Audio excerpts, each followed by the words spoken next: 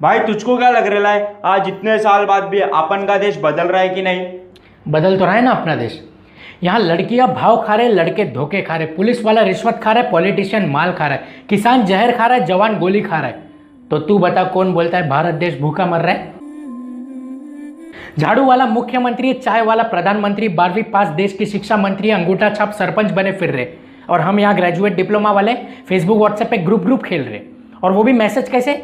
ओम नमः शिवाय। अगर इस मैसेज को आपने इग्नोर किया तो शाम से पहले आपको बुरी खबर मिलेगी। जय बजरंग बली। अगर इस मैसेज को 11 लोग को फॉरवर्ड नहीं किए तो आपकी किडनी में घुटना अटक जाएगा, वगैरह वगैरह करके मैसेज हम भेजते रहते हैं। हमारे यहाँ अकेला आदमी परिवर्तन लाता है तो शादीशुदा आदमी सब्जी लाता है।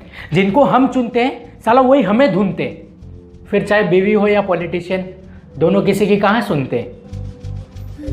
कभी कभी तो मेरे भाई मेरे को समझता ही नहीं कि मेरे देश में क्या चल रहा है। पेट खाली है और योगा करवाया जा रहा है, जेब खाली है और खाता खुलवाया जा रहा है, रहने को घर नहीं और शौचालय बनवाया जा रहा है, रेल हादसे खत्म नहीं हो रहे और बुलेट ट्रेन लाया जा रहा है, गांव में बिजली नहीं है और डिजिटल इंडिया बनाया जा रहा है, आटा महंगा हो गया है और डेटा सस्ता करवाया जा रहा है। साला जाति की गंदगी दिमाग में और स्वच्छ भारत अभियान चलाया जा रहा है। मेरे भाई अगरबत्ती 2 प्रकार की होती है, एक भगवान के लिए, दूसरा मच्छर के लिए। लेकिन तकलीफ ये है कि भगवान आते नहीं और मच्छर जाते नहीं। यार मुझे तो ये सिस्टम तब समझ में आया जब मैरी कॉम ने पूरी ज़िंदगी में जितना पैसा नहीं कमाया उतना प्रियंका चोपड़ा ने मैरी कॉम के ऊपर बायोपिक बनाकर कमा लिया।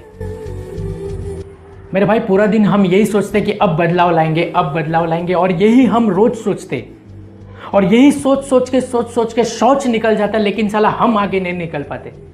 यार इसका मतलब ये नहीं कि हम पीछे, इसका मतलब ये है कि आज भी हमारी सोच पीछे।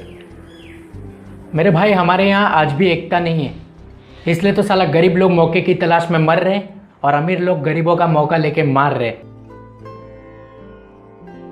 यार आज तो हमारी देश की मिट्टी तो सलामत है, लेकिन यार इस मिट्टी पर हम जाति धर्म के नाम पर आपस में ही मिटते जा रहे। मेरे भाई यहाँ की सबसे बड़ी प्रॉब्लम क्या है पता है तुझे? यहाँ साला सच्चे लोग कभी टिके नहीं और बुरे लोग कभी दिखे नहीं। और अब तू बता कि हमारा देश बदल रहा है या नहीं।